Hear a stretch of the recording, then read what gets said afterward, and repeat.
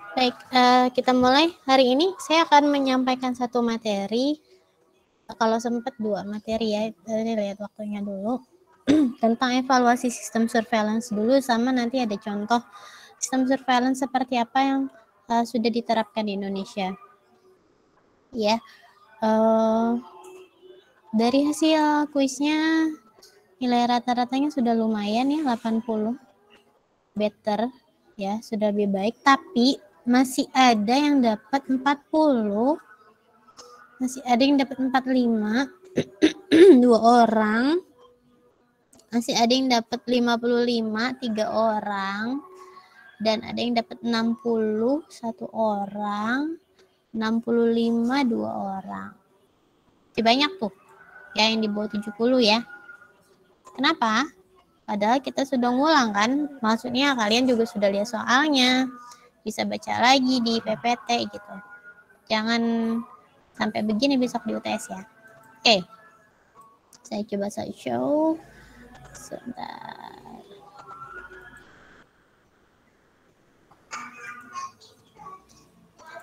Saya ambil materinya dari buku berbahasa Inggris. Jadi tulisannya berbahasa Inggris. Jadi tolong dicatat ya, tolong dicatat penjelasan yang dimaksud itu seperti apa. Kalau kalian memiliki kesulitan untuk memahami bahasa Inggris, tapi kan sudah kursus semua ya di Pare. Ya Ul ya, halo Ul ya, apa kabar Ul ya? Alhamdulillah baik, Miss. Nah, ini kelihatan nggak PPT-nya? Kelihatan? Oke, kelihatan ya.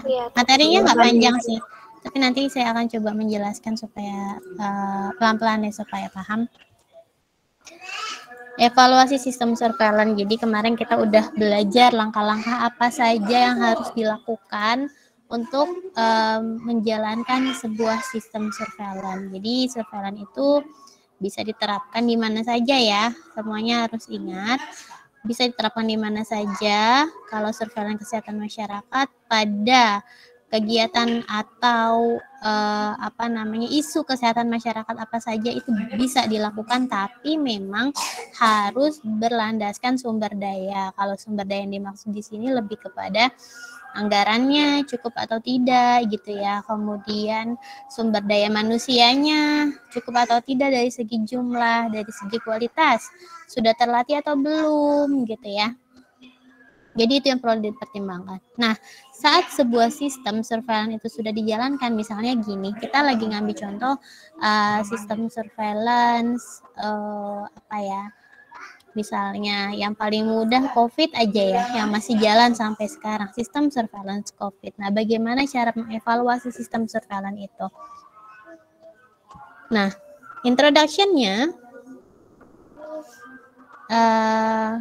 kelihatan ya di layar ini berbahasa Inggris, tapi saya akan menjelaskan dalam bahasa Indonesia dan menerjemahkannya. Nah, every surveillance system should be evaluated periodically. Jadi setiap sistem surveillance itu harus dievaluasi periodically, secara berkala, secara periodik gitu ya. Ya minimal setahun sekali gitu, to ensure that it is serving a useful public health function and is meeting its objective. Buat apa sih dievaluasi? Jadi tujuan dievaluasi itu ada 2. Ya, yang pertama adalah untuk memastikan bahwa sistem itu betul-betul menjalankan fungsi sebagai memberikan manfaat bagi kesehatan masyarakat. Jadi fungsinya harus memberikan manfaat bagi kesehatan masyarakat ya. Dan sistem surveillance itu meeting its objective. Meeting itu artinya bukan bertemu, tapi berjalan sesuai dengan tujuan dibuatnya sistem surveillance itu. Jadi harus dilakukan evaluasi pada sebuah sistem surveillance. Tujuannya ada 2 macam ya.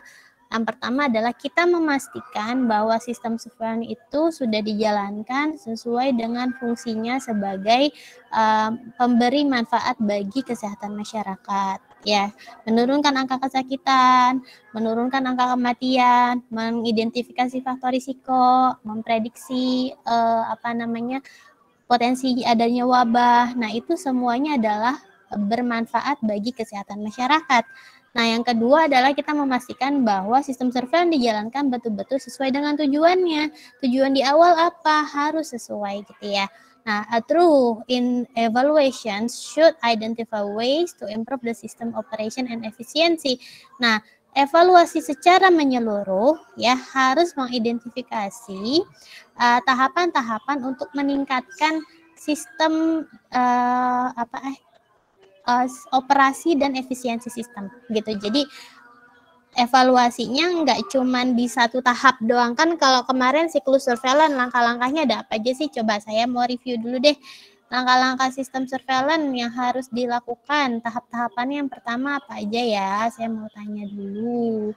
Saya mau tanya ke Mari.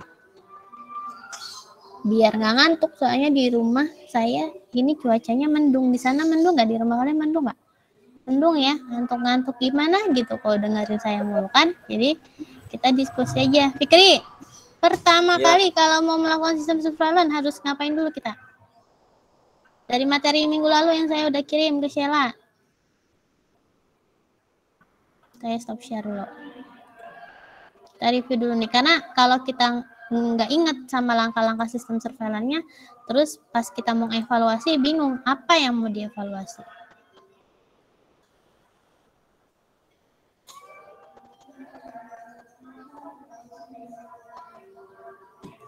Sesi 6 yang kemarin loh, sekarang sesi 7 ya. Langkah-langkah surveillance yang pertama apa? Kayaknya pengumpulan data. Pengumpulan data langsung.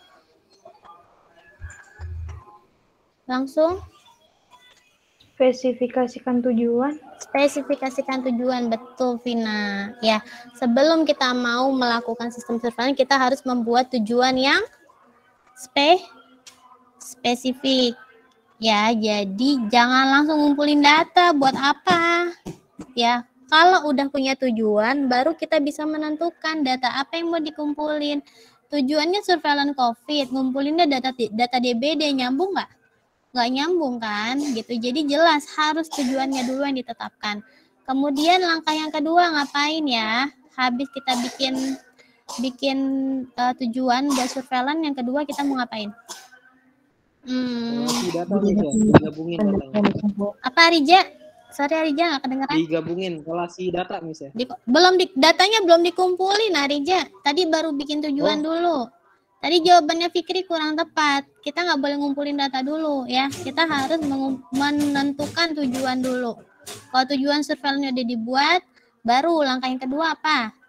Tadi ada yang coba jawab, perempuan siapa? Mendefinisikan data yang dikumpulkan ya, Miss? Iya, betul Regina. Mendefinisikan data yang dikumpulkan. Maksudnya gimana tuh?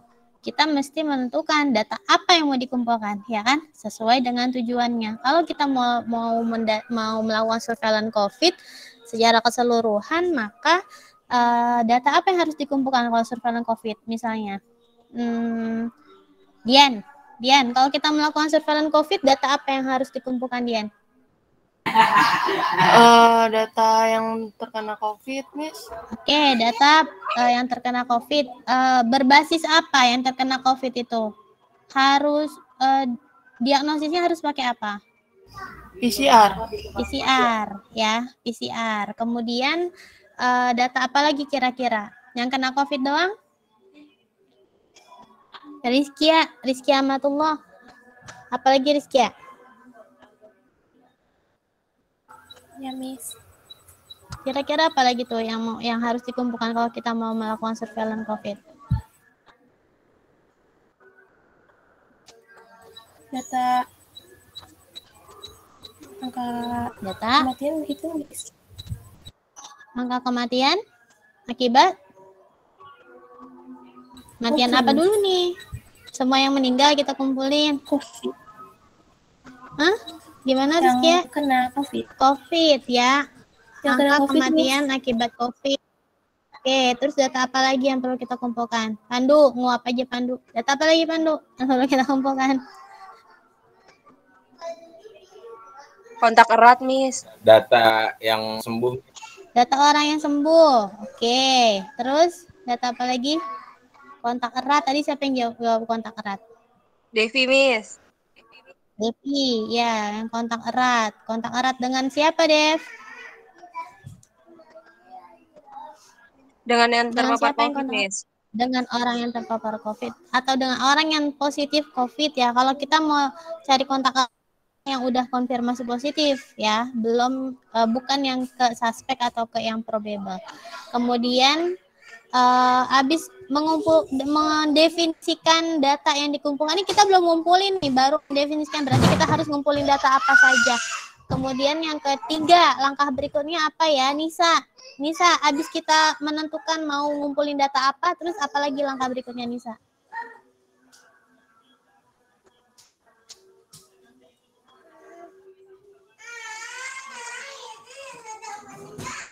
Nisa? Langkah apa lagi habis mendefinisikan data yang mau dikumpulkan? Kita perlu melakukan apa?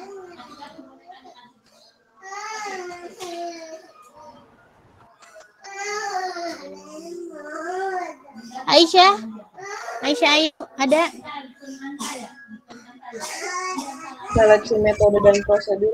Ya, betul. Kita harus memilih metode dan prosedur. Maksudnya seperti apa? Kita cari, kita tentukan kita mau pakai sistem pelaporan rutin atau kita mau surveillance aktif gitu ya. Itu kalau COVID perlu dilakukan apa? Surveillance aktif atau pasif kalau COVID? Aktif, Miss. Aktif ya, Miss. Aktif, aktif saja? Sama pas. Aktif pasif Miss ya? Aktif dan juga, pasif, Miss. betul. Dua-duanya bisa dilakukan secara bersamaan. Makanya kenapa pemerintah baik yang lokal maupun yang nasional itu kan melakukan perekrutan sebesar-besarnya ya, besar-besaran ya, rekrut nakes dadakan gitu kan, buat membantu melakukan surveillance aktif. Kalau surveillance aktif di COVID contohnya apa? Tadi yang disebut sama Devi, kontak tracing. Ya, kontak tracing itu masuk ke dalam surveillance aktif. Kalau surveillance pasifnya COVID apa contohnya? Ada yang bisa bantu? Ada yang bisa jawab?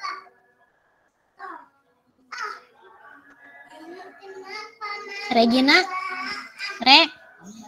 Surveillance pasifnya COVID contohnya apa, Re?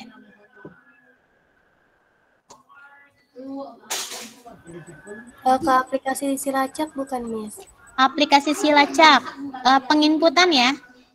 Iya, Miss. Tapi Silacak isinya nginput data apa aja sih, Alda?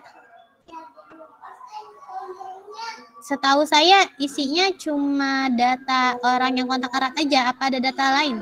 Antigen, Miss, PCR Oh, juga. ya, antigen dan PCR berarti mengumpulkan data hasil PCR dan antigen dari berbagai laboratorium ya, yang Miss, sudah bekerja sama dengan Kemkes. Nah, itu masuknya ke surveillance pasif. Jadi Kemkes tinggal nerima aja tuh, nggak perlu nagih-nagih lagi ke lab-lab ya.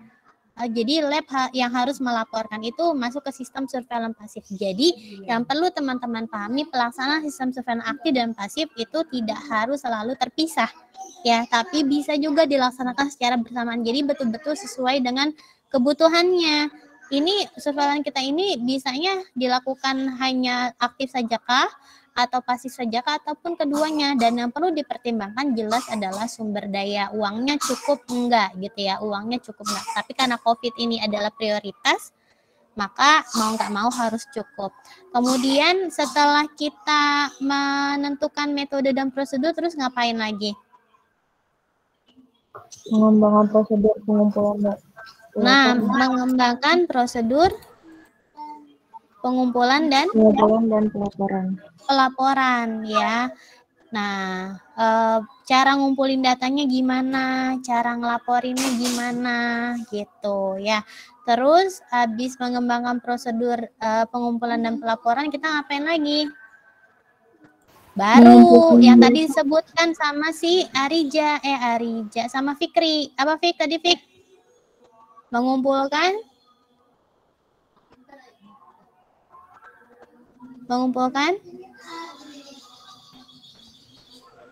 ya, mengumpulkan data. Ya, jadi pas mau surveillance nggak langsung ngumpulin data ya, harus bikin tujuan dulu.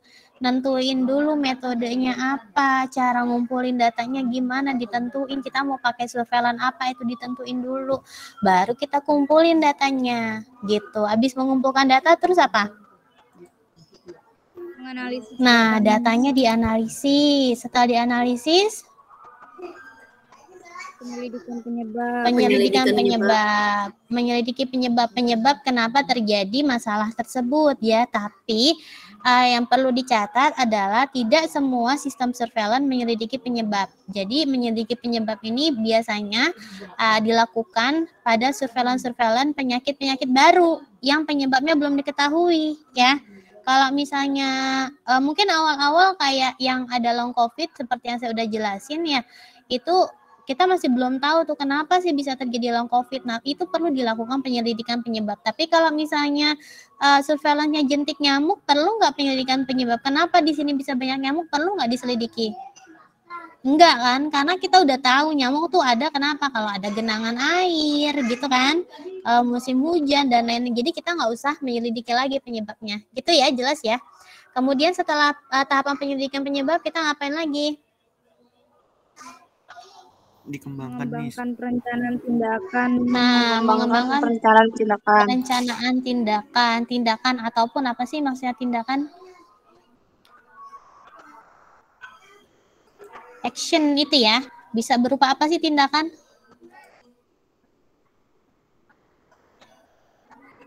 Tindakan bisa berupa apa saja? Bisa berupa upaya pencegahan, bisa berupa program ya.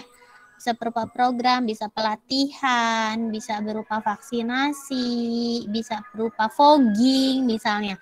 Kalau ditemukan satu kasus misalnya dari Puskes nih ya, dia surveillance DBD nih, kemudian di satu RT atau di satu RW nemu ada kasus DBD nih. Terus kira-kira habis dari hasil surveillance aktifnya itu dia bikin apa? Si orang Puskes pasti biasanya akan turun tim yang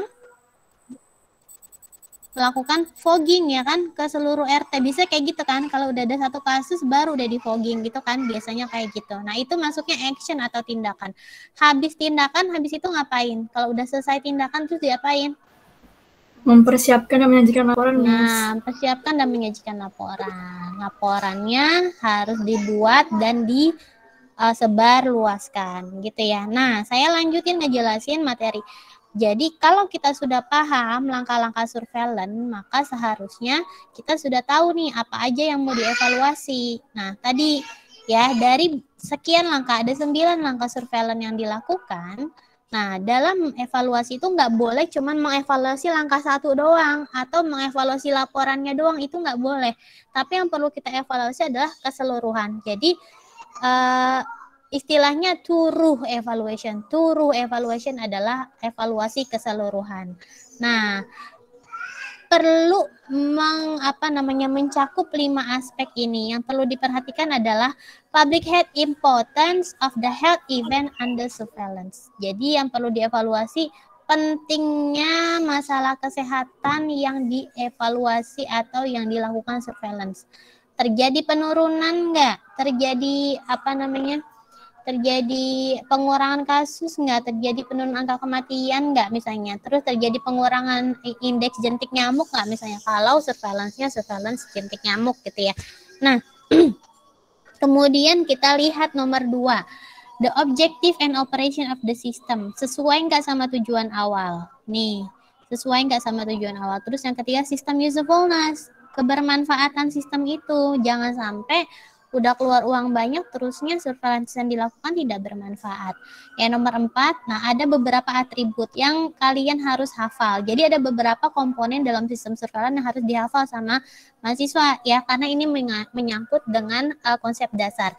Yang pertama, ada atribut-atribut dalam evaluasi sistem surveillance, yaitu kualitas surveillance berupa simplicity, ntar saya akan jelaskan secara detail, flexibility, acceptability, sensitivity, predictive value positive, representativeness, and timelines. Ya, itu apaan sih gitu, nanti saya jelasin. Dan yang kelima, perlu ada pertimbangan cost, biaya, atau resource requirements. biaya sama sumber daya yang dibutuhkan. Jadi kayak butuh berapa orang, butuh alat dan bahan apa saja, butuh kendaraan atau mesin apa saja misalnya. Ini perlu dievaluasi. Nah, kemudian satu-satu.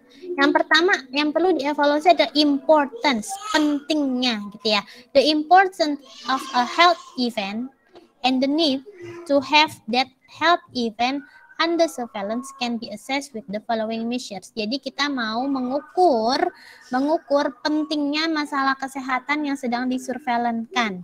Ya, pertama bisa lihat the current impact of the health event. Impact langsung yang terjadi dari masalah kesehatan tersebut. Kalau ngomongin surveillance COVID, kita evaluasi penting atau enggak. Penting jelas, karena COVID adalah suatu pandemi yang terjadi bukan hanya di negara kita tapi di negara lain juga. Tapi kalau misalnya kita ngomongin mau surveillance masalah dermatitis, ya, tahu dermatitis Kak? Apa sih dermatitis? Dermatitis adalah penyakit kulit ya. Dermatitis atopik misalnya, penyakit kulit. Kamu yang suka alergi, gatal-gatal gitu-gitu. Nah, kira-kira importance-nya lebih importance mana? Surveillance COVID atau surveillance dermatitis? COVID, jelas gitu ya. Kemudian total number of cases. Nah, current impact bisa dilihat dari jumlah kasusnya. Kemarin kita udah belajar membaca insiden sama prevalence. Kemudian tingkat keparahan penyakit ya. Tingkat keparahan penyakit bisa seperti case fatality rate. Case fatality rate apa sih? Udah pernah dibahas belum ya? Ya, saya agak batuk.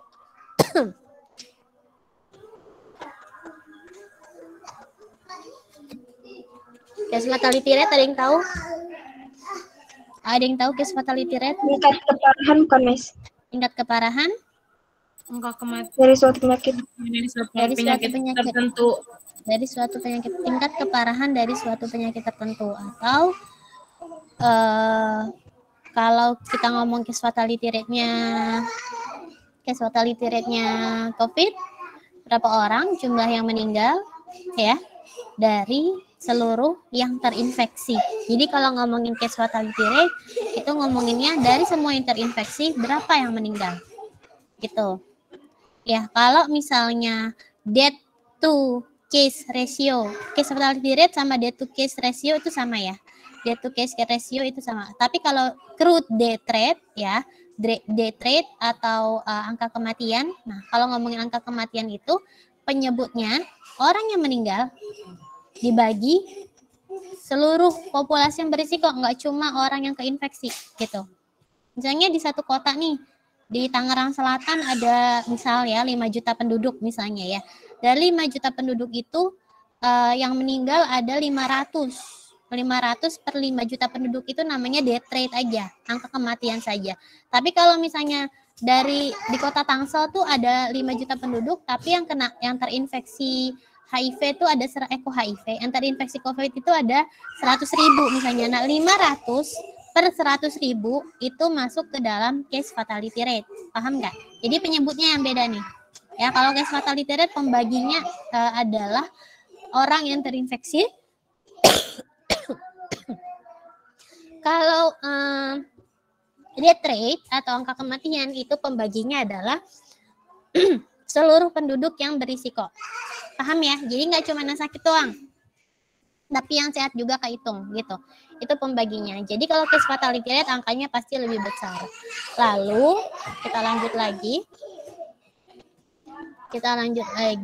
Ada mortality ya. Tadi angka kematian, overall age specific mortality rates. Nah, tadi yang saya udah bilang, atau years of potential life loss.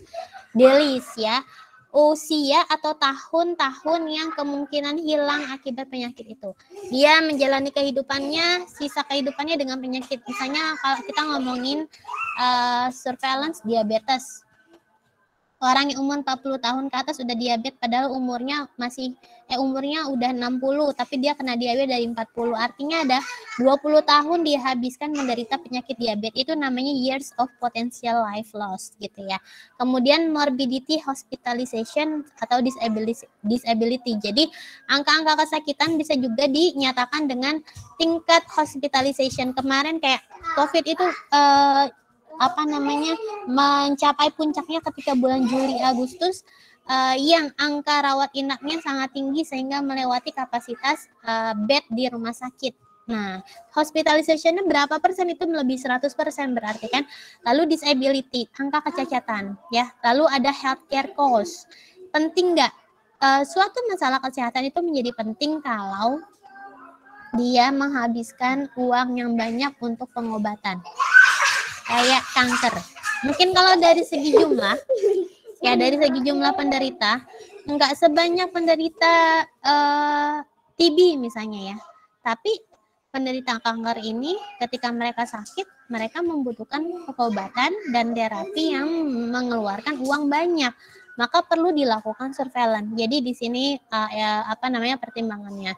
Terus its potential for spread. Ini penyakit menular. Kemungkinan penyakit tersebut untuk menular atau menyebar ke wilayah lain. Atau its preventability, atau kemampuan atau kemungkinan penyakit tersebut untuk dicegah. Semakin mungkin untuk dicegah, maka semakin penting untuk dilakukan surveillance. Gitu ya.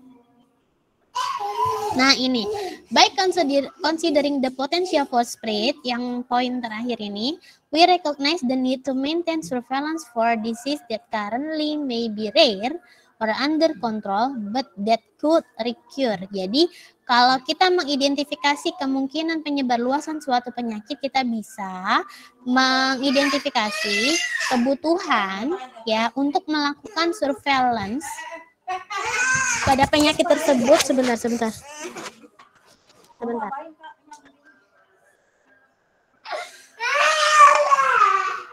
Nenek di mana sih, Nek? Terlalu.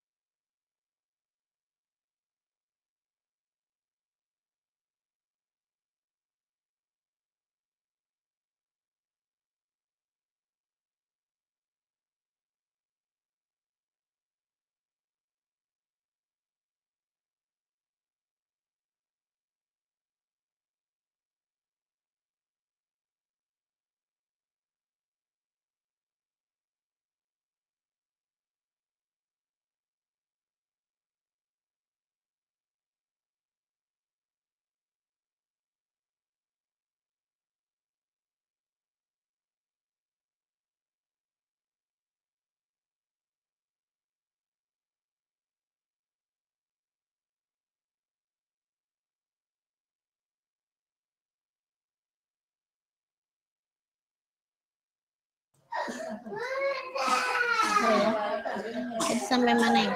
Sampai ini ya.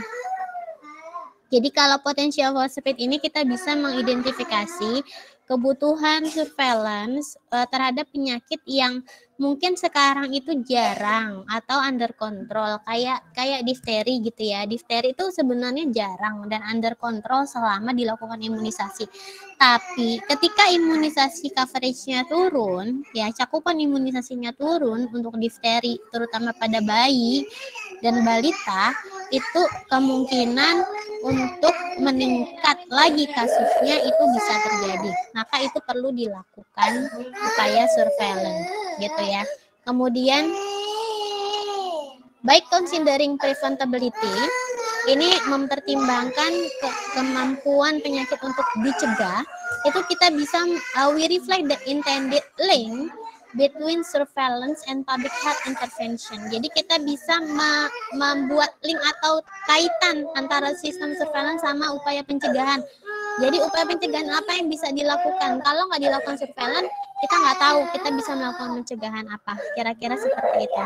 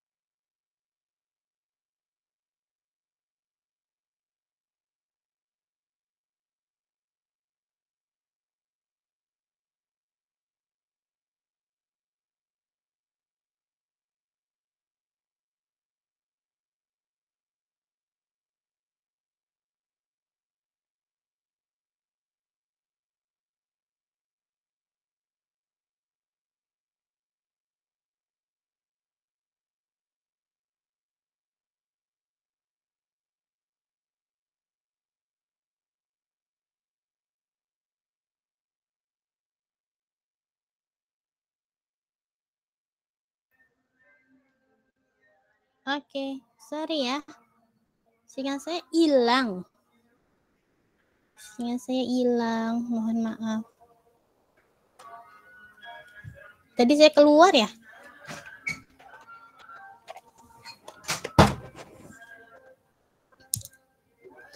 Bentar, tadi sampai importance, PowerPoint importance. Oke.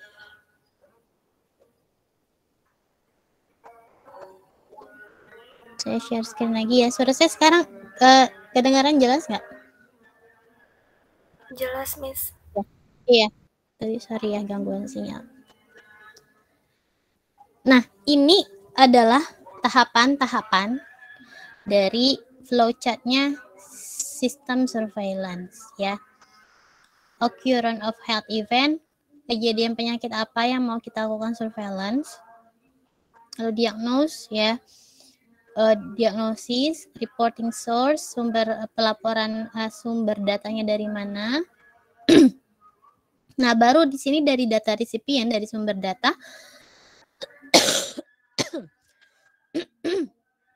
dilakukan data management dari awal collection, pengumpulan sampai report dissemination yang merupakan ini adalah tahapan surveillance-nya. Sistem pelaporannya bertingkat. Ke primary levelnya bisa dari dinas kesehatan ya, kemudian secondary levelnya adalah Kementerian Kesehatan, tertiary levelnya bisa ke WHO ya, ke WHO. Bentar.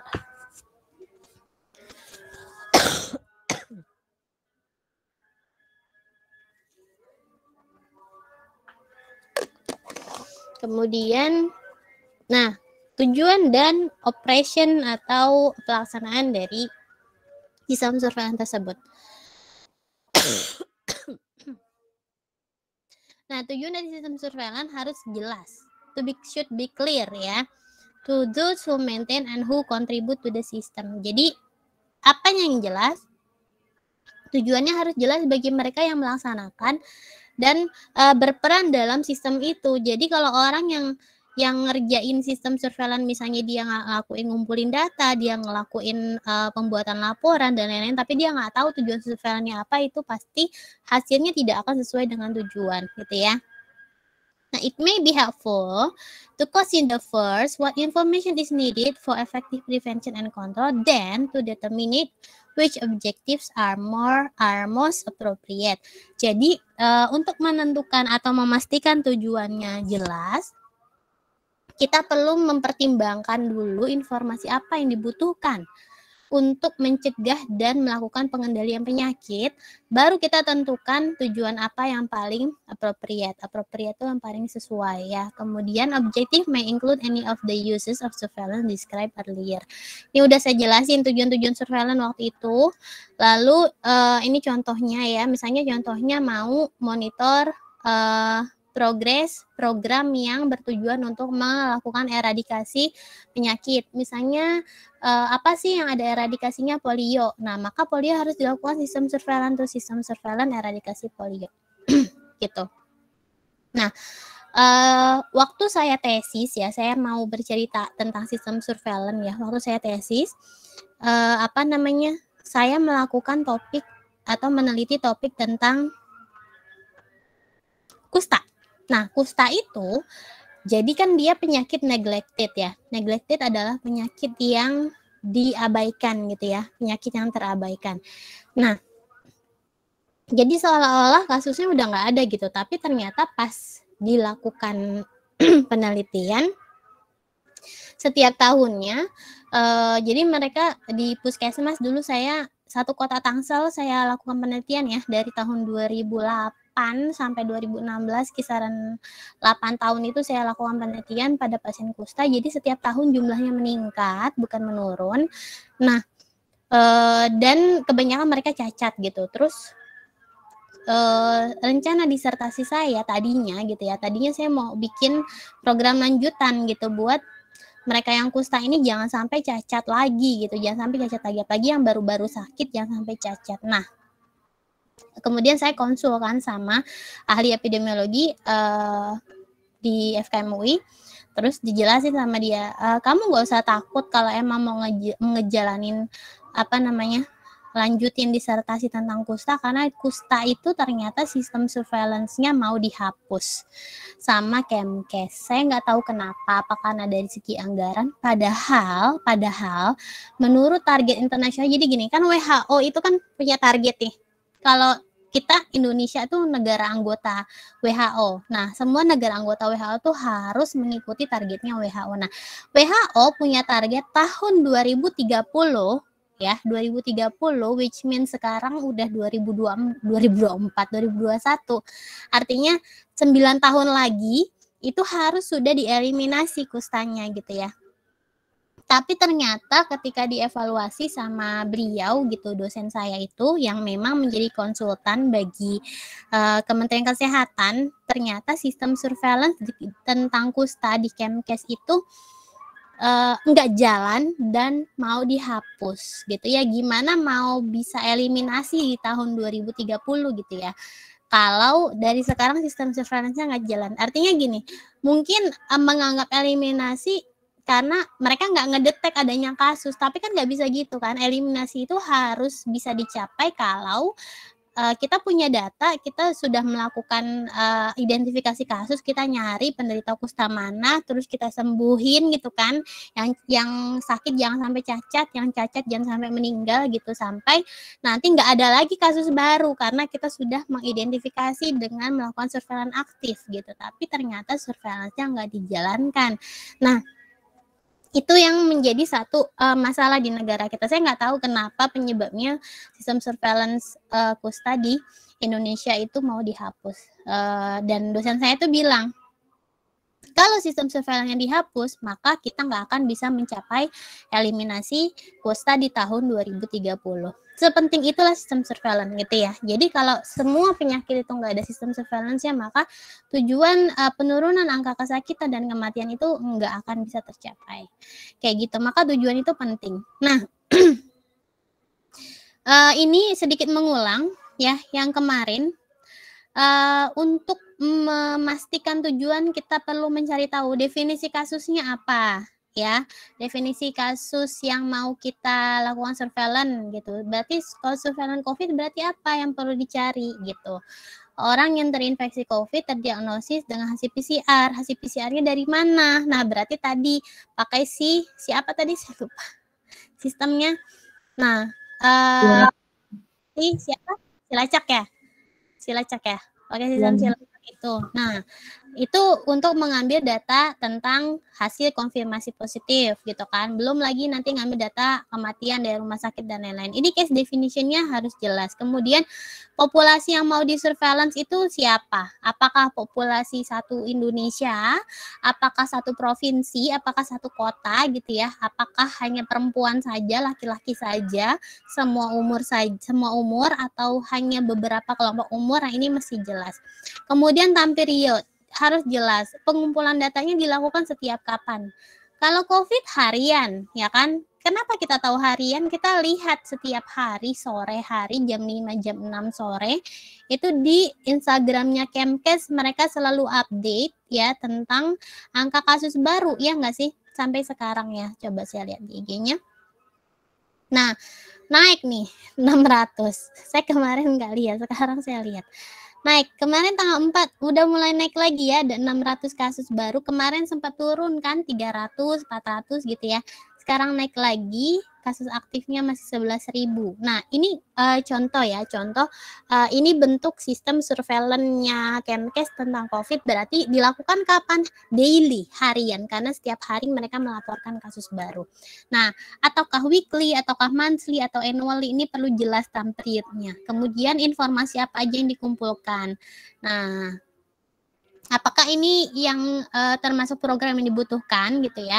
Terus what are the reporting source? Data source-nya dari mana? Sumber-sumber data dari mana? Tadi kalau COVID kita bisa bilang sumber datanya dari hasil laboratorium PCR di seluruh Indonesia, dari hasil data rawat inap di rumah sakit gitu ya, hasil pemakaman di misalnya ya pemakaman di taman pemakaman khusus ya, TPK COVID misalnya. Terus how are data handled, bagaimana cara mereka menganalisis data ya. Kemudian how are the data analyzed, kalau data handled ini gimana cara mereka dapatnya, mereka ngirimnya kemana saja gitu ya. Terus saya lagi batuk jadi kalau ngoceh terus tuh gatel. sorry.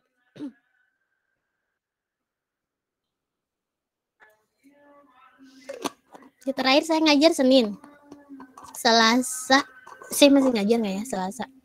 Rabu tuh saya liburin aja karena saya nggak bisa ngajar sama sekali, batuknya parah. Sekarang baru mendingan. Lalu how is the information disseminated? Bagaimana informasi itu disebarluaskan? Cara mereka bikin laporan tuh gimana? Ini yang akan menjadi landasan kita untuk mengevaluasi sistem surveillance. Nah, dan kebermanfaatan ya. Under usefulness, we address whether a surveillance system makes a difference. Jadi uang yang dikeluarkan buat surveillance ini nggak sia-sia karena kita bisa mengidentifikasi bahwa sistem surveillance itu bermanfaat. Caranya gimana? Cara mengakses, cara mengukurnya kebermanfaatan itu dengan menjawab beberapa pertanyaan ini ya. What action have been taken to date as a result of information from the surveillance system?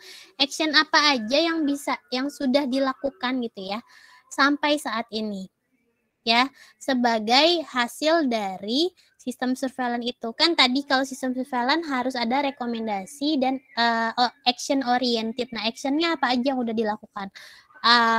Misalnya action itu public health tuh kayak edukasi gitu ya, kayak vaksinasi itu public health. Clinical tuh pengobatan, atau kita ngestok obat lebih banyak, atau kita memperbaiki alat-alat diagnosis misalnya. Terus legislatif ini kebijakan baru apa yang udah dibuat, ini kita perlu identifikasi.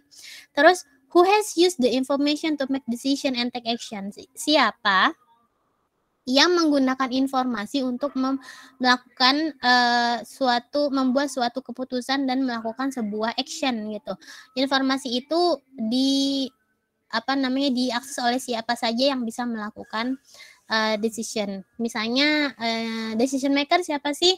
Kapus, kalau misalnya levelnya puskesmas, kepala puskesmas bisa jadi decision maker. Kalau levelnya kota, kepala dinas bisa jadi decision maker gitu kan. Kalau levelnya nasional berarti menteri yang jadi decision makernya gitu. Terus what other future uses might the information have? Jadi manfaat apa yang kemungkinan informasi itu bisa berikan untuk kedepannya gitu. Jadi itulah pertanyaan-pertanyaan yang bisa kita tanyakan kepada si pelaksana sistem surveillance untuk mengukur apakah sistem surveillance-nya bermanfaat atau tidak, gitu ya. Nah, tuh kan saya batuk lagi.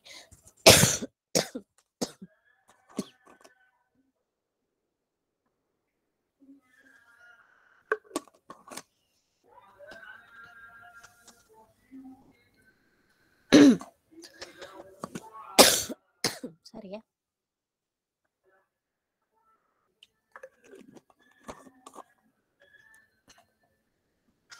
The usefulness of a system is influenced. Jadi kebermanfaatan sistem itu dipengaruhi oleh operationnya, bagaimana pelaksanaannya, sistem operasinya gitu ya.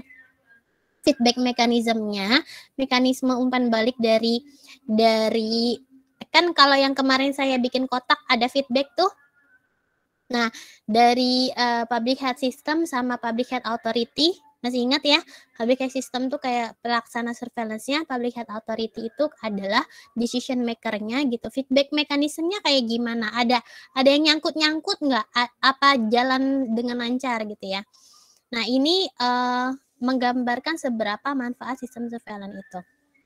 Dan ada 7 atribut yang harus kita nilai. Yang pertama, simplicity. Semakin simple sistem surveillance itu semakin baik. Simplicity refers ya to the ease of operation of the system as a whole and each of its component. Kemudahan sistem operasi dalam surveillance secara keseluruhan dan pada tiap-tiap komponennya. Contohnya definisi kasus, bagaimana cara pelaporan dan lain-lain itu semakin simpel, nggak jelimet gitu ya, itu semakin baik.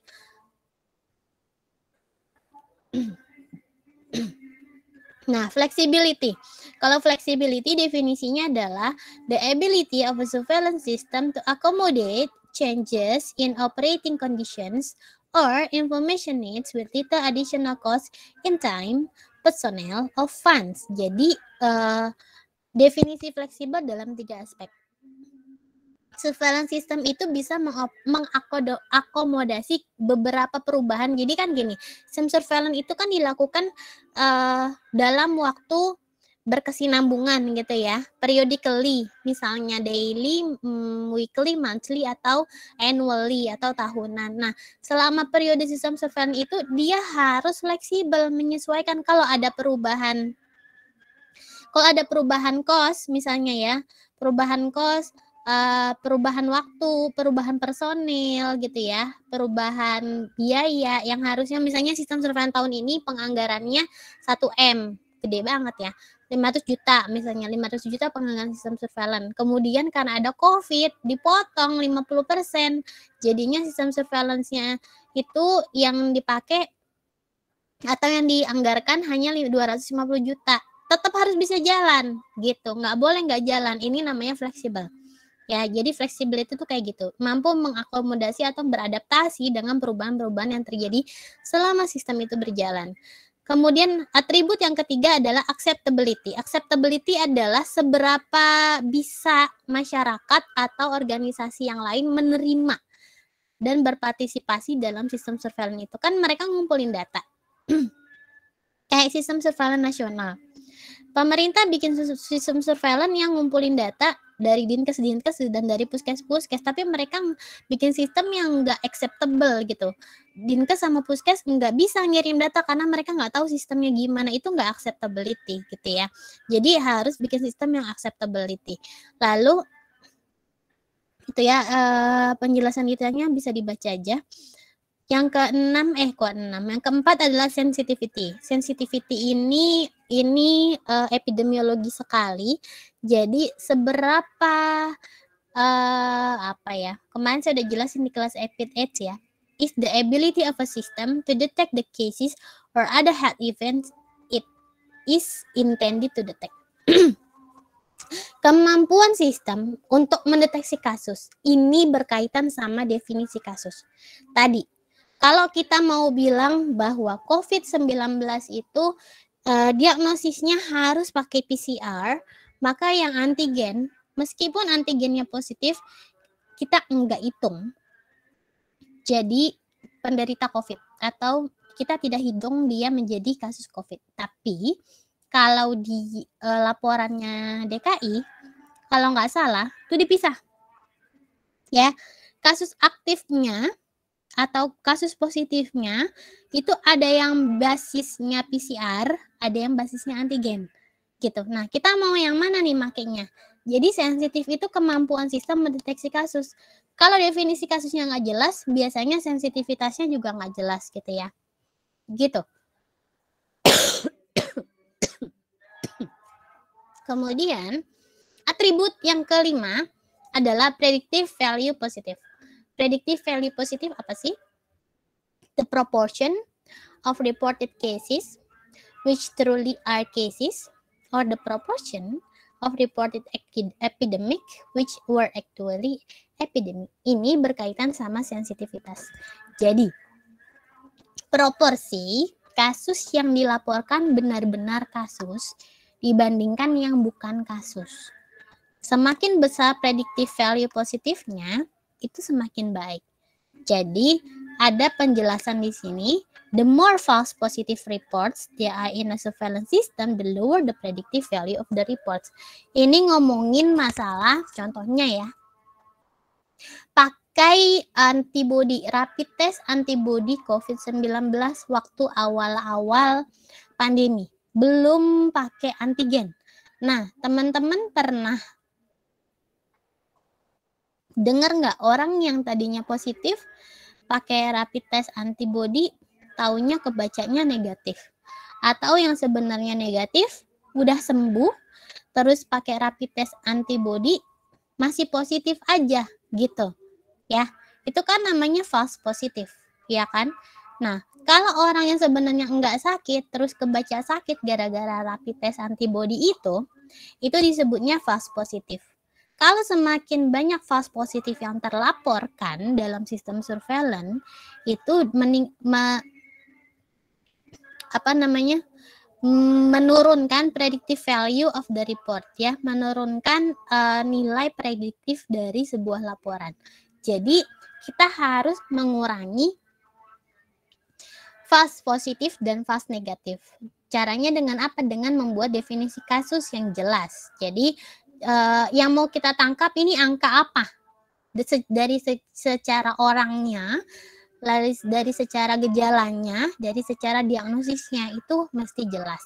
Kemudian yang selanjutnya adalah representativeness, keterwakilan. Ya, keterwakilan ini maksudnya apa? Apakah sistem surveillance ini benar-benar bisa memberikan potret atau gambaran permasalahan kesehatan yang sebenarnya terjadi di populasi atau tidak? Itu keterwakilan. By person, place, and time. Ini ngomongin metode. Kalau metodenya salah, kayak gini. COVID-19.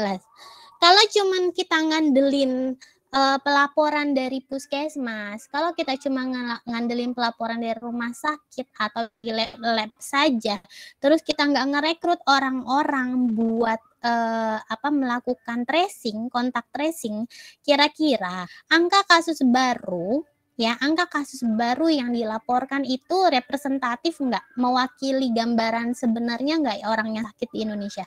Jelas tidak. Kenapa? Karena orang-orang yang nggak lapor itu nggak akan kecatat, benar nggak? Saya sakit terus saya nggak ngelapor ke puskesmas karena saya takut, saya nggak mau swab, gitu kan? Itu nggak akan kecatat. Tapi dengan adanya kontak tracing, ya, ada kontak tracer dari relawan-relawan itu yang disebut adalah surveillance aktif, itu dia bisa mengidentifikasi orang-orang yang kontak erat yang kemudian langsung disarankan untuk swab dengan paksa, gitu kan, dengan paksanya tanda kutip gitu kan.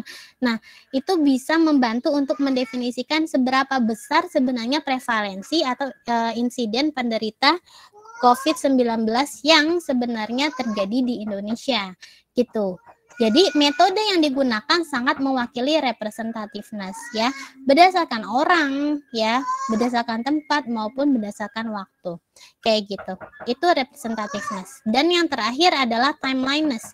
Nah, timeliness adalah the availability of data in time for appropriate action. Jadi apakah data yang tersedia itu sesuai dengan action yang mau dilakukan sekarang. Jadi gini, timeliness ini harus berlandaskan sama siklusnya surveillance. Kalau surveillance-nya itu 2 bulanan, ya setiap 2 bulan datanya harus dilaporin. Kalau misalnya ada yang mandek nih, dia harusnya dilaporin 2 bulan ya. Tapi ternyata di bulan keduanya mandek, akhirnya dirapel sama laporan sistem surveillance yang di bulan keempat, gitu.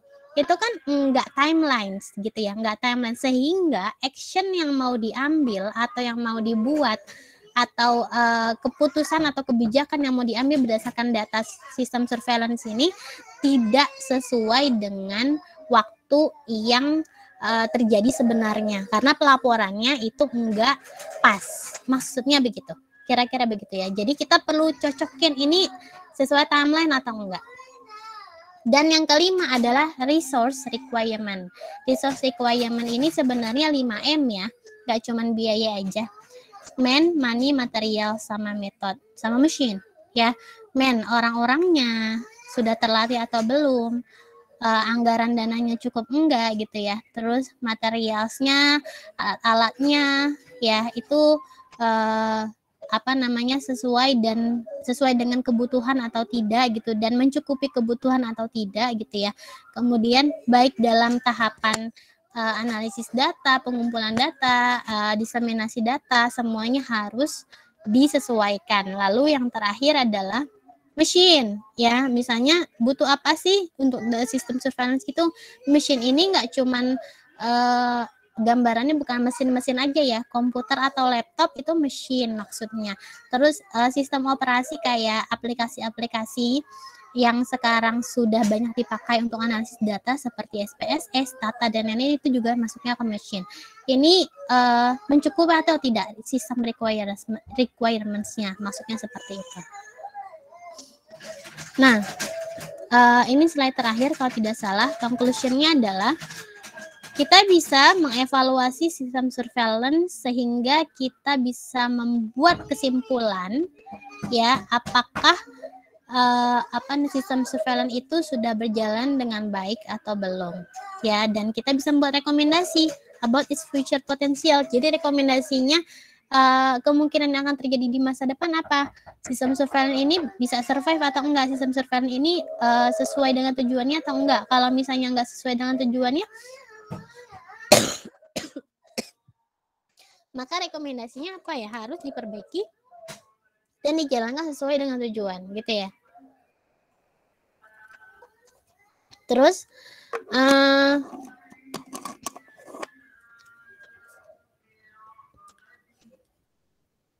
ini tadi udah efisien atau enggak gitu ya. Terus if it's not doing this thing, we should recommend modification. Nah ini, kalau ternyata tidak berjalan dengan sesuai dengan tujuan, tidak berjalan sesuai dengan efisiensinya, maka kita perlu melakukan rekomendasi untuk modifikasi pada sistem itu. Jadi perlu direkomendasikan bahwa perlu adanya modifikasi dalam sistem surveillance kayak gitu. Terus in making a recommendation for modification, we must recognize the various attributes and costs. Nah, kita perlu menyebutkan ada nggak atribut-atribut atau biaya-biaya yang interrelate ya, related atau justru potensially conflicting. Jadi kalau kita bikin rekomendasi, kita jangan ngasal juga bikin rekomendasi karena kita nggak tahu nih sourcesnya sama atributnya. Jadi kalau kita bikin ternyata anggarannya perlu ditingkatin gitu ya, ternyata anggarannya kurang menurut kita, ternyata enggak loh gitu, bahwa cost-nya itu sebenarnya udah cukup. Yang perlu ditingkatin sebenarnya apanya? Sebenarnya adalah efisiensi waktunya dari mereka supaya sistem pelaporannya nggak telat, misalnya kayak gitu. Nah, jadi kita perlu mengetahui itu saat kita mau bikin rekomendasi. Nah, contohnya effort to improve sensitivity may reduce predictive value positive. Jadi kalau sensitivitas dalam menangkap suatu kasus dari sistem surveillance itu kita mau tingkatin, itu bisa menurunkan predictive value positif. Dan in any surveillance system, pada sistem surveillance yang lain, itu setiap atribut beda-beda. Jadi tadi ada 7 atribut kan, sensitivity, simplicity, sensitivity, flexibility, sampai ke timeliness itu masing-masing sistem surveillance punya prioritasnya. Mungkin ada yang tidak unggul di beberapa atribut, ada yang unggul di beberapa atribut. Nah, itu mereka keunggulan mereka biasanya memang sesuai dengan tujuannya. Gitu, kira-kira seperti itu. Ada yang mau tanyain nggak? Jadi nanti wawancaranya kalian ya, memastikan apakah sistem, jadi pertama mengidentifikasi mereka punya sistem surveillance apa, bagaimana pelaksanaannya, dan memastikan apakah sudah dilaksanakan dengan baik atau tidak. Jadi nanti pertanyaan-pertanyaannya bisa berasal dari sini ya, dari evaluasi sama dari slide yang kemarin. Ada yang mau ditanyain dulu? Silakan. Miss, izin bertanya boleh? Iya. Siapa tuh? Elza. Iya, Elza, silakan. Ini nggak terlalu related sama materi hari ini, cuma saya penasaran. Jadi kan WHO itu kan berkali-kali memperingati beberapa negara kan bahwa virus influenza bisa jadi epidemik jika nggak dilaporkan secara berkala. Sedangkan kan China itu yang seperti Miss bilang kemarin kan bukan termasuk anggota dari WHO kan, jadi dia nggak melaporkan datanya ke WHO. Nah, terus apakah sistem surveillance di negara Cina itu termasuk buruk? Karena wabahnya kan cepat banget menular tanpa ada pencegahan dari daerah Wuhan-nya. Terus pemerintah Cina juga merasa mereka kecolongan kan. Apakah sistem surveillance mereka tuh buruk jadi nggak ngelaporin secara rutin sampai jadi epidemi kayak sekarang. Terus apakah China itu dapat kayak penalti atau sanksi dari PBB atau WHO karena wabah yang meluas secara cepat ini, Miss? Makasih. Oke. Kalau tadi ngomongin sistem surveillance-nya di Cina sebenarnya termasuk sistem surveillance-nya termasuk sudah bagus ya, Elza. Tapi gini, kita nggak tahu asal virus itu gitu. Jadi kan sampai sekarang nih masih menjadi kontroversi nih. Asal virusnya apakah benar yang kalau dari golongannya percaya konspirasi, emang itu virus dibikin di lab gitu ya, pernah dengar isunya ya, virusnya dibikin di lab kemudian bocor gitu ya, bocor, atau dibikin di lab terusnya dia sengaja disebarin ke manusia gitu, atau memang ternyata virus itu ya secara natural bermutasi dari hewan lalu menginfeksi manusia secepat itu gitu, dia bermutasi. Nah, kalau masalah pelaporan jenis virus, jadi gini nih, ini outbreak ini terjadi, saya nggak, karena sampai sekarang belum ada bukti ilmiah yang bisa membuktikan asal sebenarnya SARS-CoV-2 tuh dari mana. Yang pasti genetically-nya dia dari kelelawar sama apa tuh terenggiling ya, sama terenggiling yang memang si terenggiling ini dimakan gitu kan sama orang-orang di Wuhan. Jadi asumsi terkuatnya sampai saat ini itu memang virus yang dari si terenggiling ini saat masuk ke tubuhnya manusia dia bermutasi. Awalnya begitu. Ya Elza, jadi awalnya begitu. Jadi yang saya tangkap Cina sendiri ini dia nggak tahu bahwa ada jenis varian virus baru gitu. Terus yang kedua memang dia tidak melaporkan kan, karena tidak punya kewajiban melaporkan. Nah, terkait dengan yang menjadi kesalahan si Cina ini, dia menutupi. Jadi dia berusaha mau mengatasi sendiri dulu nih di negaranya dia. Yang waktu terjadi outbreak ya, yang masih di Wuhan, masih terlokalisasi di Wuhan aja tuh Cina ini pengen menyelesaikan sendiri dulu tanpa melibatkan lembaga internasional gitu. Tapi kan ternyata di luar prediksi. Ya, bahkan Cina sendiri tidak mampu mengendalikan sehingga saat itu penerbangan belum ditutup gitu kan. Akhirnya virusnya langsung menyebar luas gitu. Sudah dilakukan lockdown tapi sudah terlanjur menyebar luas ke negara-negara lain gitu kan, karena sistem transportasi yang sudah begitu maju. Nah, itu kesalahan yang Cina di sana. Tetapi saya tidak apa ya, sampai sekarang belum mendapatkan informasi apakah Cina mendapatkan hukuman atau tidak, gitu. Karena di sini jelas asal usulnya belum diketahui secara pasti, gitu. Terus kesalahan di Cina itu bukannya tidak melaporkan, tapi dia late gitu, telat minta bantuan ke WHO dan cenderung menutup-nutupi kesalahannya di situ. Tapi kayak sampai sekarang belum dapat hukuman ya, belum dapat hukuman. Pertama mungkin karena memang dia bukan anggota WHO, terus sama PBB juga dia ada konflik gitu Elza. Cina tuh masalahnya banyak sama PBB, ya. Masalah Makau, masalah Taiwan, masalah Hong Kong tuh ya, tuh itu banyak banget masalah dia sama PBB, dan saya nggak tahu itu kan udah ranah politik ya Elza ya. Jadi kayaknya kalau masalah hukuman kayaknya enggak.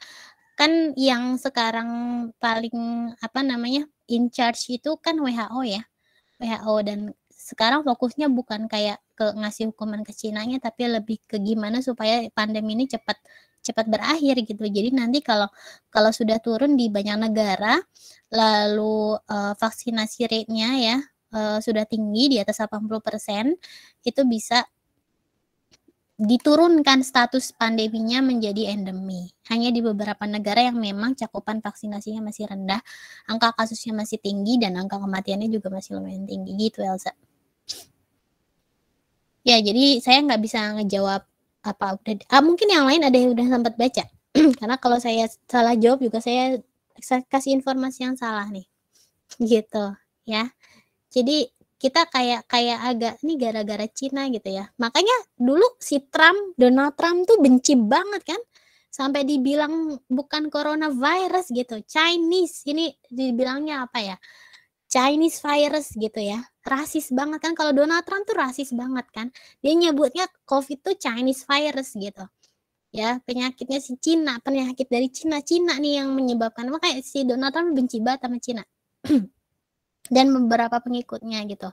Itu kalau Amerika kan mereka ekstrim ya. Mereka ekstrim dan terbuka kayak gitu.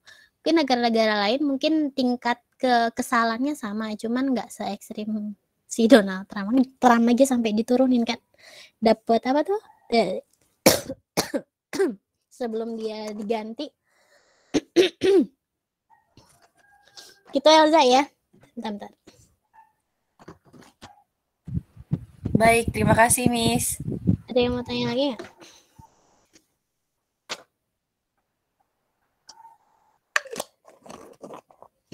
Saya mau ngasih tentang undang-undang IKMK nih dia nih. Bentar.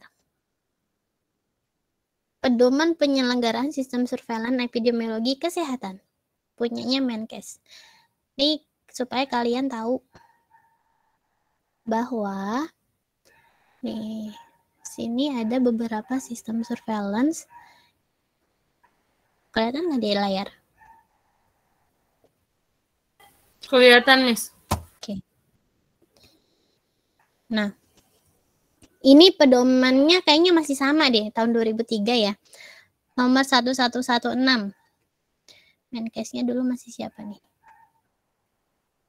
Jadi landasannya ini ya, Undang-Undang nomor 1 tentang karantina laut, nomor 2 tentang karantina udara, nomor 4 wabah penyakit menular, 23 tentang kesehatan, 17 tentang ibadah haji, 22 tentang Pemda, 25 tentang perimbangan keuangan, 40 tentang penanggulangan wabah penyakit menular, 72 tentang sediaan farmasi, banyak nih ya. Pokoknya jadi sistem surveillance kan butuh semua ya. Jadi dia harus mengintegrasikan berbagai macam aspek dari undang-undang ini. Nah, memutuskan pedoman penyelenggaraan nih, pedoman penyelenggaraannya. Ini latar belakangnya. Nah, jadi surveillance EPID itu nggak cuman pengumpulan data pasca LB, tapi semua masalah kesehatan itu bisa dilakukan surveillance gitu ya. Nah, hubungan sistem surveillance EPID dengan sistem lain ini.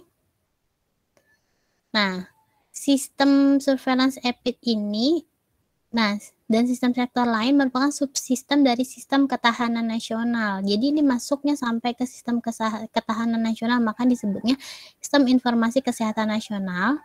Ya, lalu ruang lingkupnya. Nah, ini yang perlu teman-teman tahu, di Kemkes itu ada surveillance EPID penyakit menular, EPID penyakit tidak menular, ada EPID counseling dan perilaku, ya, ada EPID masalah kesehatan, kemudian kalau ini untuk mendukung program kesehatan tertentu ya, dan ada surveillance EPID kesehatan matra. Kalau EPID kesehatan matra tuh kayak surveillance haji gitu ya, jadi kesehatan pada event-event tertentu saja, kayak gitu.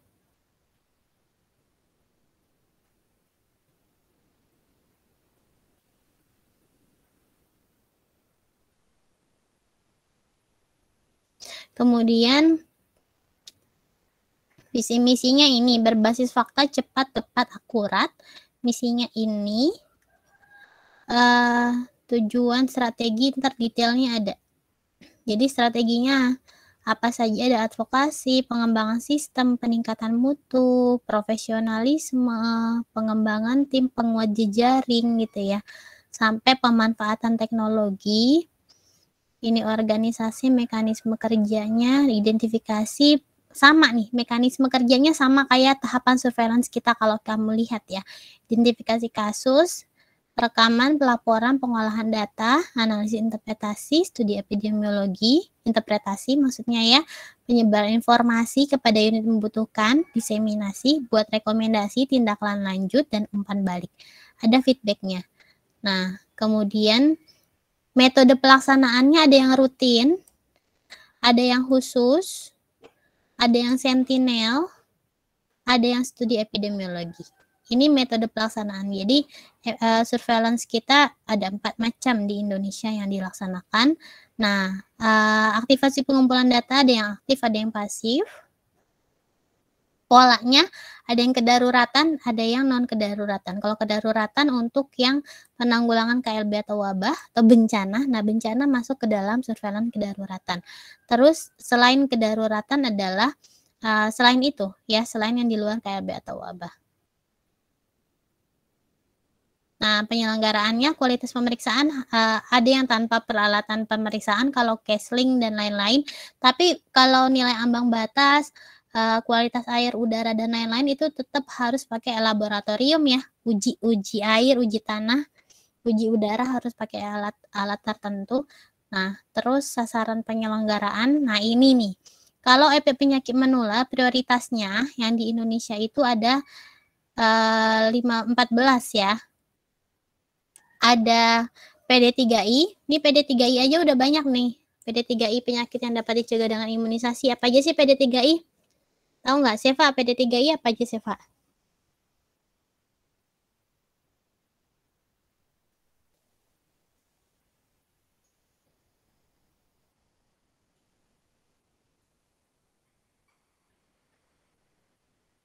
Halo, Seva. Nggak ada, Seva. Shell, PD3I apa aja? PD3I. Penyakit yang dapat dicegah dengan imunisasi apa aja? Sebutin penyakitnya maksud saya. Polio, influenza, difteri, hepatitis bisa nggak, Bu? Hepatitis apa? Hepatitis B. Terus pertusis.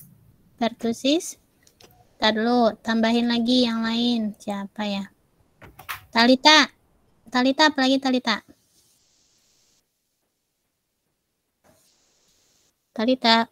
Halo.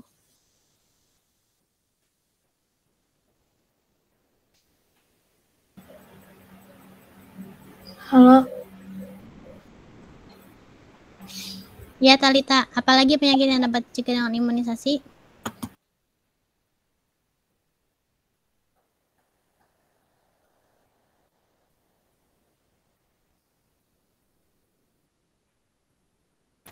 Campak bisa nggak, Nes?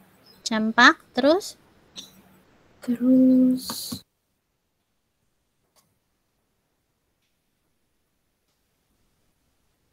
apa lagi?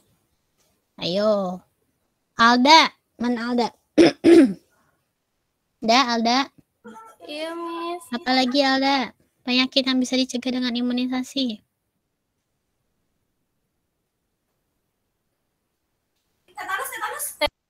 Tetanus, Miss. Tetanus. Terus ya, suara siapa tuh tadi? Siapa? Apalagi?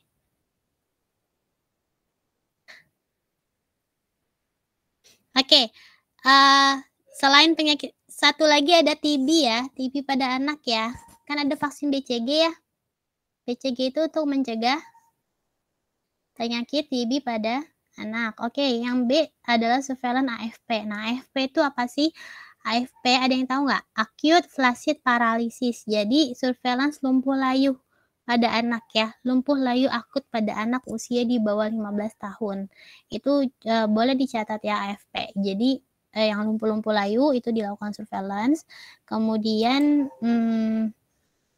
surveillance penyakit potensial wabah jelas, sama penyakit keracunan. Jadi ini perlu dilakukan surveillance-nya. Terus ada surveillance penyakit demam berdarah dan demam berdarah Dengue. Jadi beda ya. Dengue fever sama demam berdarah aja beda. Terus surveillance malaria, penyakit zoonosis. Zoonosis apa ya? Ada yang tahu nggak? Anggraini, ada zoonosis apa Anggraini?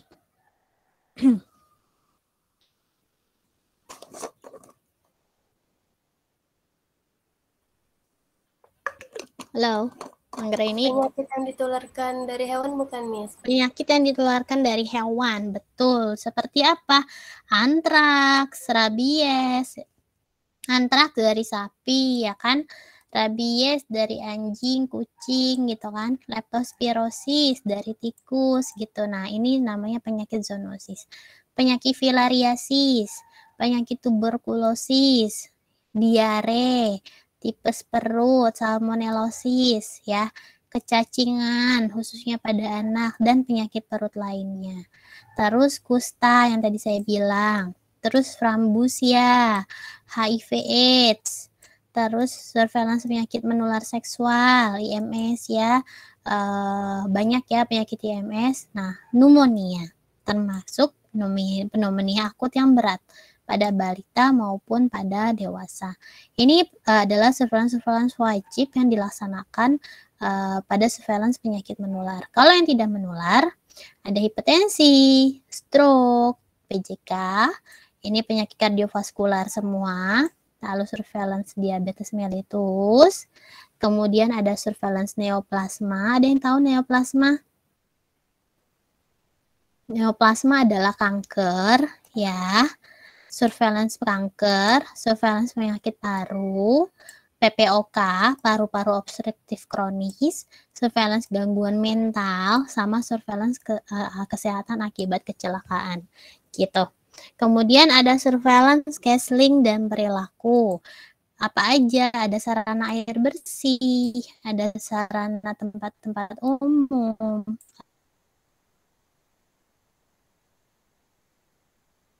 ada surveillance pemukiman, ada surveillance limbah industri, rumah sakit, ada surveillance rektor, ada surveillance kesehatan selama kerja, ada surveillance rumah sakit, sama ada surveillance masalah kesehatan. Apa aja? Surveillance gizi, SKPG, ada surveillance mikrokurangedium, anemia gizi, vitamin A, sama surveillance obesitas, surveillance ibu anak, surveillance lansia, banyak ya. Surveillance nafza, surveillance obat-obatan, sama surveillance kualitas makanan dan tambahan-tambahan makanan. Ini ada surveillance-nya. Dan yang terakhir ada surveillance matra. Di dalamnya ada apa saja? Ada surveillance haji, pelabuhan, batas perbatasan, bencana dan masalah sosial, matra laut dan udara, lalu sama surveillance KLB, penyakit dan keracunan. Jadi ini jenis-jenisnya ya. Kalau saya nggak buka begini, pasti kalian belum baca nih gitu. Jadi mestinya ngajarin teori doang. Ini loh sistem surveillance yang udah jalan di negara kita. Kamu buat kerjain tugas kelompok itu boleh milih dari sini. Jadi kan saya udah bagi-bagi tuh berdasarkan peminatan. Ini kan jelas banget nih. Kalau yang ini penyakit menular tidak menular bisa sama anak EPID. Tapi surveillance akibat kecelakaan bisa anak K3 loh ya. Terus ini yang counseling, air minum dan lain-lainnya. Ya, ini surveillance kesehatan dan keselamatan kerja, ini anak K3 juga. Terus surveillance rumah sakit dan pelayanan kesehatan lainnya, ini bisa untuk anak MRS. Ini surveillance gizi. Ini banyak banget surveillance gizi ya. Terus surveillance penyalahgunaan obat, ini bisa untuk anak MRS sama sediaan farmasi. Kalau surveillance kualitas makanan dan BTM ini buat anak gizi. Jadi sebenarnya lengkap banget sistem surveillance yang ada di Kemkes gitu. Terus surveillance kesehatan haji, kesehatan pelabuhan dan lintas batas ini bisa K3 juga gitu ya. Jadi kalau misalnya kamu berpacu pada ini bisa pilih salah satu aja. Kamu mau ngajuin wawancara kepada pemegang program surveillance yang mana? Karena semua masalah kesehatan ini ada sistem surveillance-nya kayak gitu. Ini komponen sistem, jadi udah dijelasin. Sebenarnya sih kalau kamu mau wawancara evaluasi, ini bisa ditanyakan berdasarkan ini ya, sama tadi yang saya kasih materinya. Ini jejaringnya, karena ini kan nasional ya, jadi dia harus jelas jenjangnya, sumber datanya, pasti beda-beda nih. Tapi secara umum sumber datanya ini. Nah, nanti yang perlu kamu cari secara spesifik untuk kamu mau surveillance apa, misalnya surveillance penyakit kardiovaskular yang anak EPID. Kamu mesti tanyakan sumber datanya dari mana aja. Nah, unit pelaksana, pusat data, jelas ya. Ini aturan. Jadi semua tertulis di sini. Puskesmas ngapain aja tugasnya, rumah sakit ngapain aja. Nah, ini surveillance EPID rumah sakit, infeksi nosokomial.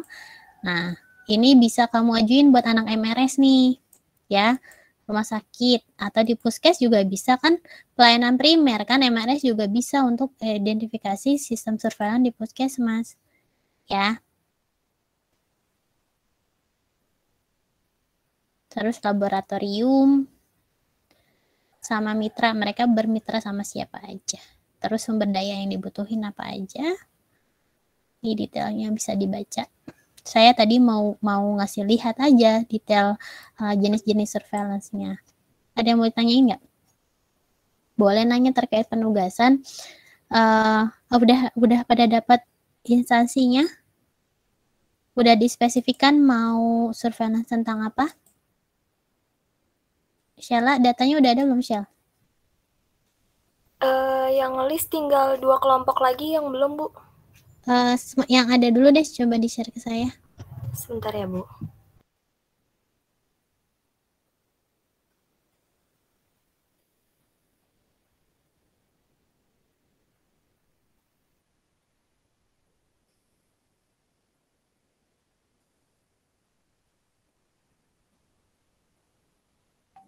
Oke. Sudah masuk.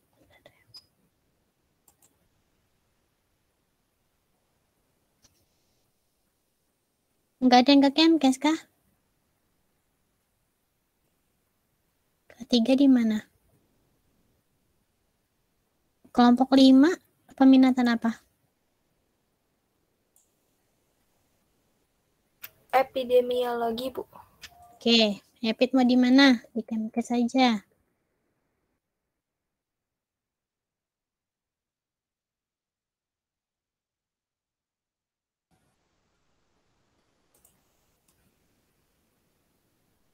Saya rapi.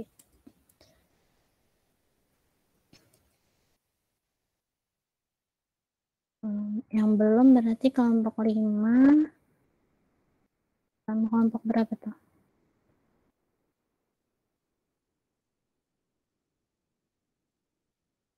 Saya rapi dulu nih.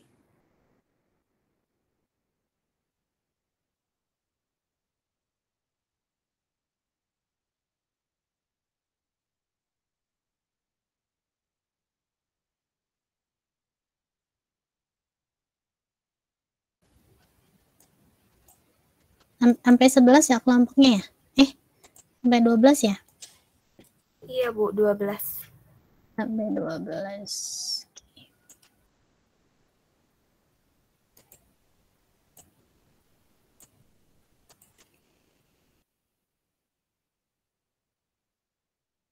Ada yang ini enggak? Ada perubahan enggak?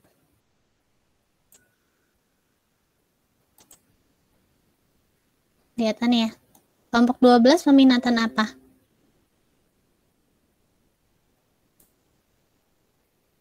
K3, Bu. K3 mau di mana?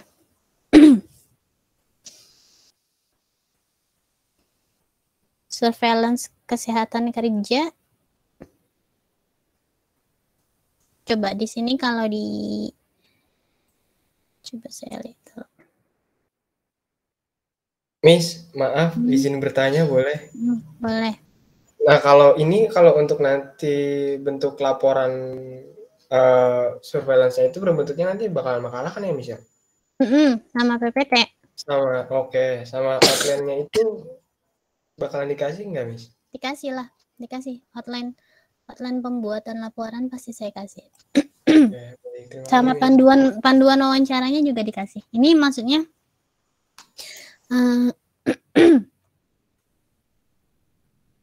yang 1 sampai 4 Kesling semua ya?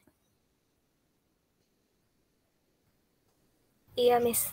Oke. Nanti atau gini, kita ngajuin ke instansinya, terus boleh kamu tanya mereka mau ngejelasin salah satu sistem surveillance-nya yang mana gitu, nggak apa-apa. Nanti di laporan kamu spesifikkan laporan kamu misalnya dari yang kelompok 1 DLH Jaksel.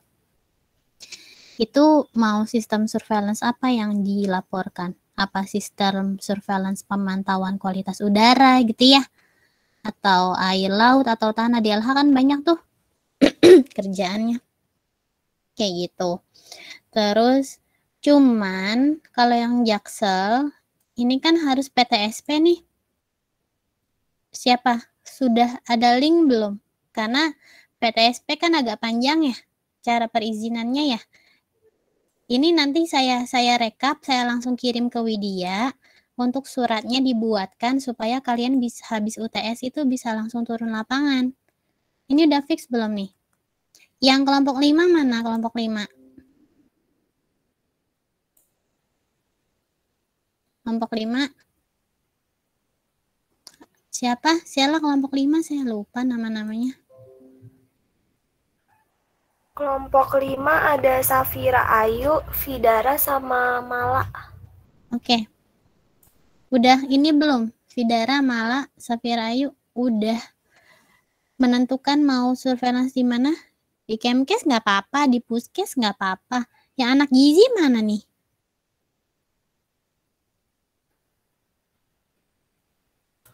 Iya, Miss. Kita udah nemu ininya sih, email dari bentar.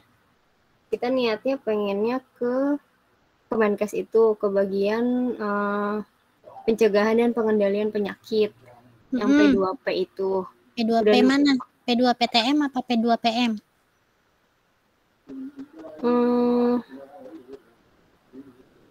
PM kayaknya, Miss. Penyakit menular. PM, Miss. Oke, kalau penyakit menular, surveillance. Oke, terus Safira? Kita sih udah nemu ada emailnya, tapi kita juga masih ragu sih soalnya kita juga nggak ada kenalan juga dari sana. Kalau ke Puskes, misalnya surveillance DBD di Puskes gitu, kan bisa aja. Puskes ada nggak? Yang kemarin Ada kenalan, Miss. Di mana, Sri? Malah punya kenalan surveillance COVID itu di Puskesmas Serpong 2, Miss. Ya udah, nggak apa-apa.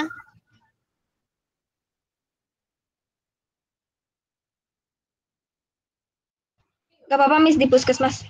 Nggak apa-apa. Kan tetap penyakit yang dibahas ya. Iya, baik, Miss. Jadi nanti kita bahasnya levelnya level Puskesmas gitu. Berarti kan cakupan wilayahnya dia kan di Kecamatan Serpong ya. Gitu. Terus, iya, Miss. Kalau yang saya nanya yang kosong dulu deh. Nah, oke, nggak apa-apa. Itu aja kali ya. Malah sama Safira ntar rembukan lagi, maksudnya sepakat nggak nih? Karena kalau misalnya ke Kemkes kan masih ragu ya. Saya takut juga birokrasinya agak panjang nih kalau ke Kemkes ya kan. Nanti disposisi lagi tuh. Ya, kamu mantaunya juga kurang jelas nanti. Kalau yang kelompok 12, peminatan K3 pengen di mana nih?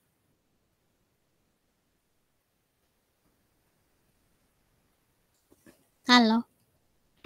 Iya, Miss. Sebenarnya kepengennya di PT Batubara, Miss. Cuma belum Vina follow up ulang lagi sama orang yang ada di sana. Tapi udah dapet fixnya sih, Miss, di PT yang bukan Batubara. Apa Tapi tuh? pengen PT Graha Bumi Hijau. Dia apa? Bidang apa? Kayak produksi tisu gitu, Miss. Nggak apa-apa, udah di situ aja. Yang penting akses aja, Vina. Karena kan ini suratnya kan mau saya ajuin nih. Ya, mau ajuin ke sekre supaya nanti bisa cepet dibikinin. selama kalian UTS biar sekre tuh bikinin surat ini, nanti habis UTS kalian udah bisa ngasih surat gitu. Gitu, Vin. Ya. Ini Geraha Bumi Hijau di mana? Ya, Miss. Di Bekasi, Miss. Di Bekasi. Oke. Nah, terus nanti terkait dengan pelaksanaan surveillance-nya, itu saya tidak mewajibkan kalian harus turun langsung ke tempatnya ya, atau ke perkantorannya ya. Karena kalau memang misalnya mereka masih menerapkan sistem online gitu atau WFH, itu boleh aja pakai Zoom atau Google Meet, tapi tolong direkam ya, tolong direkam gitu. Yang bisa direkam pakai apa?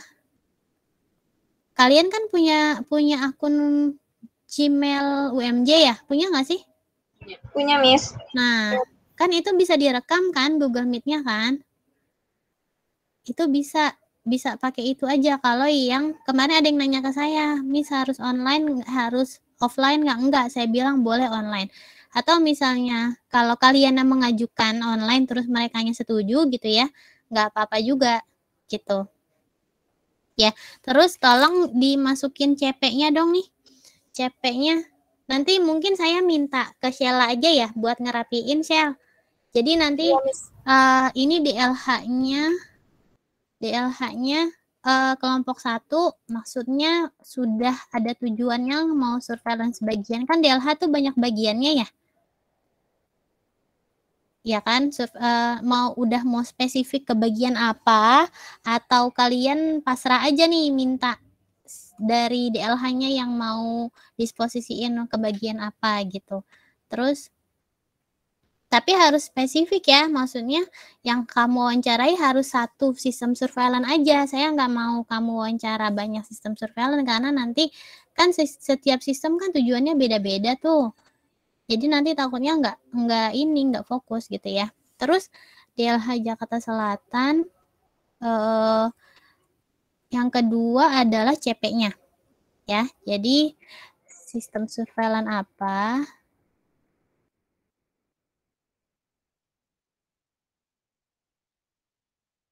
Kalau bisa sih hari ini ya. Kalau bisa hari ini, nggak apa-apa malam gitu ya. Jangan malam deh, sore. Supaya saya bisa ngasih ke Widya nih, biar dia bisa bikinin suratnya. Nah, tentukan pertama sistem surveillance apa yang mau diwawancara ya, yang mau dituju gitu ya. Kemudian yang kedua, cantumkan CP ya, kontak person ya. Di dalam surat. Ya, kontak person untuk dalam surat. Nama dan nomor HP dan email. Oke. Jadi masing-masing anggota kelompok supaya nanti dari hasil suratnya itu jelas kalau mereka menyetujui ngubunginnya ke siapa gitu ya. Ini, jadi yang perlu ada di sini, silakan dilaporin ke Sheila, nanti Sheila ngerekap ke saya, nanti saya yang akan serahkan langsung ke Widya, supaya bisa segera dibuat suratnya. Gitu, ada yang mau tanya lagi nggak? Untuk UTS-nya, ya Sri? Miss, yang di puskesmas itu dia itu surveillance-nya itu bukan COVID aja, Miss, ada SKDR, PD3I sama DBD gitu, Miss. Jadi kita wawancara semuanya atau satu aja. Makanya saya bilang kamu tentuin kamu mau wawancara sistem surveillance apa gitu di puskesmas itu gitu ya.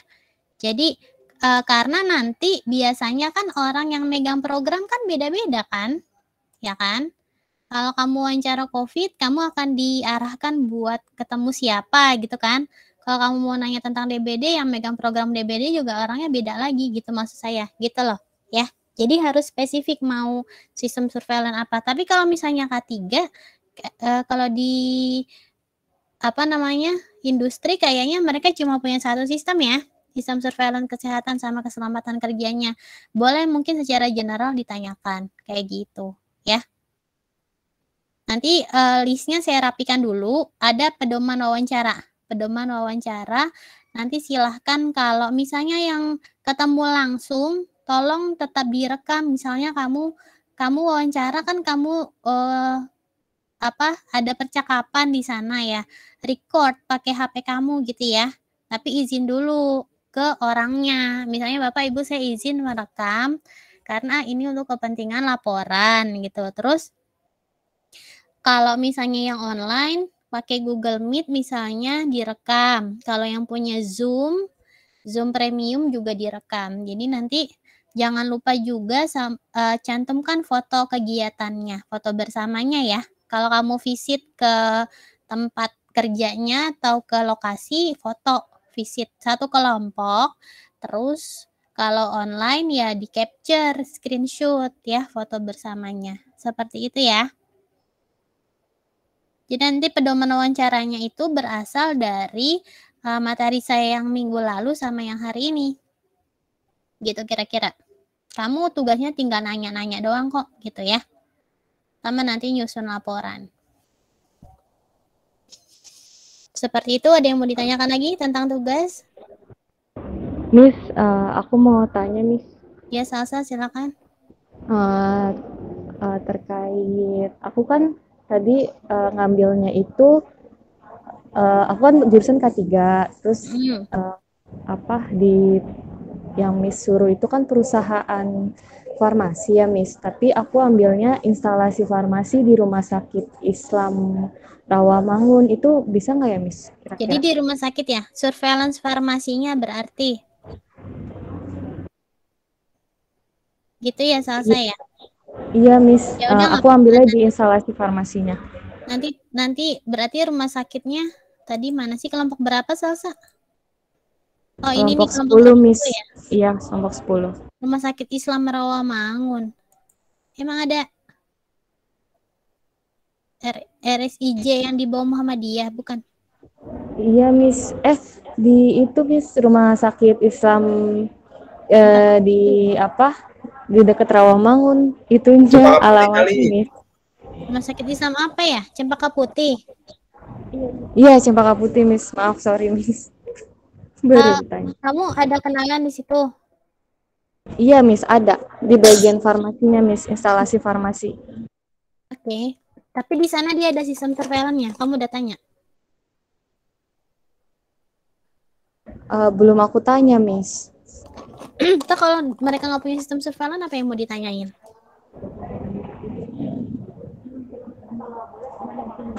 Oh baik Miss, berarti nanti aku tanya dulu kali ya ke bagian itu farmasinya. Di farmasinya ada sistem surveillance-nya nggak gitu. Nanti kan yang mau kamu wawancara kan sistem surveillance-nya gitu ya.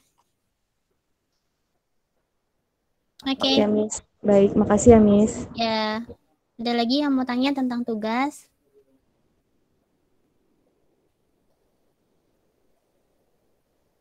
Ada lagi? Sudah cukup jelas tentang tugas? Terus saya mau jelaskan tentang UTS nih. Ya, UTS-nya pilihan ganda. Itu soalnya ada 40 soal. 40 soal aja. Waktu mengerjakannya 30 menit. Cukup nggak 30 menit? Nanti ujiannya tuh kalau nggak salah di jadwal kemarin. Kamu udah dapat jadwal belum? Udah, Miss. Hari Senin ya? Iya, Miss, hari Senin. Hari Senin jam 9. Ya, jam 9 ya. Jam 9 itu kita selama mengerjakan nanti Zoom ya sama saya ya. Jadi kamu ngerjain sambil Zoom gitu. Ada yang kendala gadget nggak di sini? Jadi kayak kita ngerjain kuis gitu ya. Tapi kameranya on. Jadi kayak kamu ujian di kelas tapi saya ngawas gitu ya. Kita Zoom, mungkin paling banyak waktunya 40 sampai 50 menit lah, 1 jam 1 soal 1 menit dikerjakan, soalnya PG, paling soalnya 40, kalau saya rajin saya bikin 50. Kalau saya sempat ya, tapi paling enggak minimal 40 soal saya bikin gitu. Dan ada beberapa yang saya ambil dari soal kuis kemarin gitu. Jadi enggak semuanya baru ya. Jadi mix materi-materinya dari yang pertama ya sama yang sampai yang tadi tentang evaluasi sistem surveillance. Seperti itu. Ada yang mau ditanyain? Tentang UTS PG ya. Jelas ya? Oke. Yang laki-laki sudah pada liftnya ada 42 kok. Yang lainnya kemana? 10 orang kabur. Ada yang mau ditanyakan lagi nggak? Kalau nggak ada, mungkin setelah UTS di hari Selasanya baru saya kasih pedoman wawancaranya ya. Jadi hari ini Sheila tolong rekap. Teman-teman kelompoknya tolong pastiin lagi mau wawancara di mana instansinya, terus pastikan si instansi itu punya sistem surveillance gitu ya. Pastikan si instansi itu punya sistem surveillance, terus dilaporin ke Sheila. Nama instansinya, lokasinya juga ya, di daerah mana sih dia. Kalau DLH Jakarta Selatan kan jelas, tapi kalau PT Pegas Solution saya nggak tahu dia ada di mana gitu, karena kan kalau di tujuan surat kepada terus ada nama lokasinya di mana ya, tulis minimal kotanya dia kota apa, lalu cantumkan CP kamu ya, kontak personnya, kayak gitu aja. Jadi semoga dalam seminggu suratnya udah bisa dibagikan. Jadi kalian masing-masing silakan serahkan suratnya ke orang yang kalian kenal supaya bisa cepat diproses gitu ya. Oke? Oke, ada yang mau ditanya lagi nggak? Nggak ada, Miss. Nggak ada. Nah, saya mengingatkan waktu untuk presentasi. Waktu untuk presentasinya itu kalau nggak salah 1, 2 di awal Desember ya. Di awal Desember. Mulai tanggal 6 kalau nggak salah ya. Tanggal 6 sampai tanggal 27 Desember itu 4 minggu kita akan mendengarkan presentasi. Ya, yang mau sholat Jumat silakan laki-laki. Enggak, ini saya heran hilang 10 orang, kemana orangnya? 1, 2. Jadi ada 2 minggu, sekitar 3 minggu waktu persiapan kamu untuk wawancara dan pelaporan. Jadi nanti di awal Desember usahakan sudah presentasi gitu. Ya, kalau sudah tidak ada pertanyaan silahkan di itu ke PJ-nya ya.